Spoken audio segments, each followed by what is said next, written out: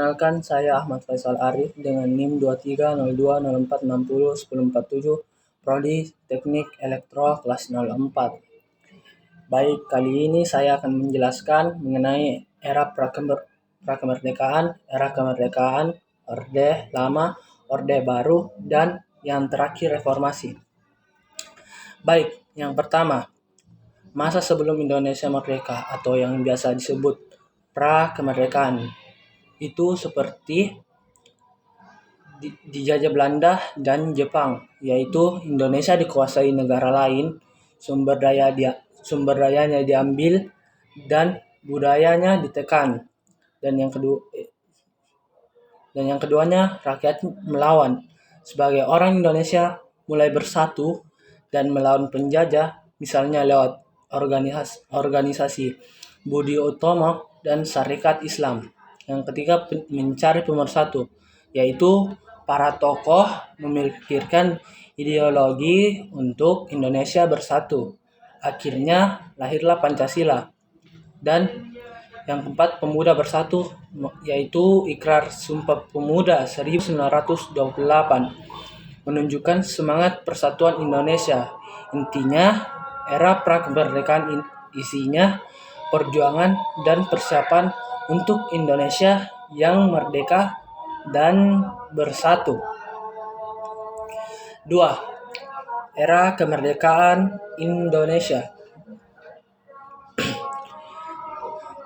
Indonesia memproklamasikan kemerdekaannya pada 17 Agustus 1945, yaitu lawan Belanda. Seperti Indonesia berjuang mempertahankan kemerdekaan melawan Belanda yang tidak terima, dan akhirnya diakui setelah perjuangan diplomasi dan berserta kedaulatan Indonesia.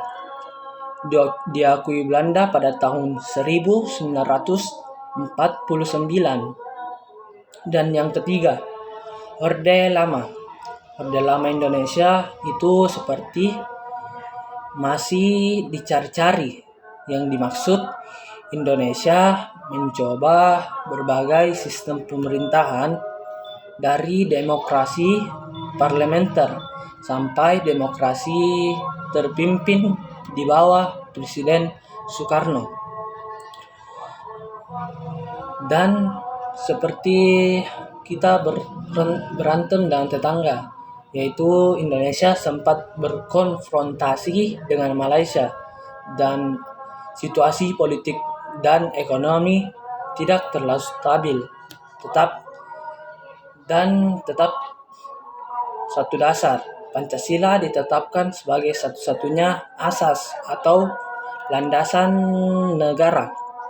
Dan yang keempat, Orde Baru Indonesia bisa dijelaskan begini: stabil tapi ketat, atau yang disebut zaman Soeharto ini, Indonesia stabil secara politik dan ekonomi. Banyak pembangunan infrastruktur dan kemajuan ekonomi. Yang kedua, kurang bebas.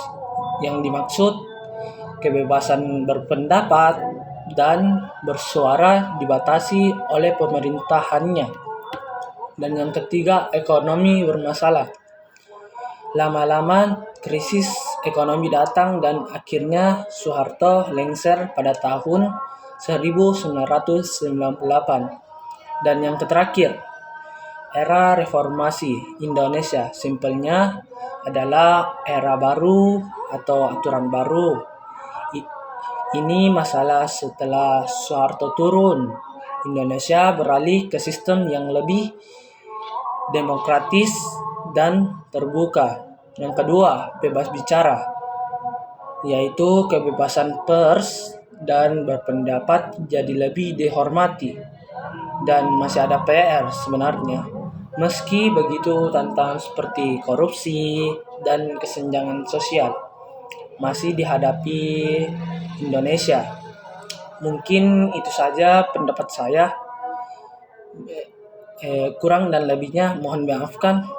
Wabillahi taufiq wal hidayah. Wassalamualaikum warahmatullahi wabarakatuh.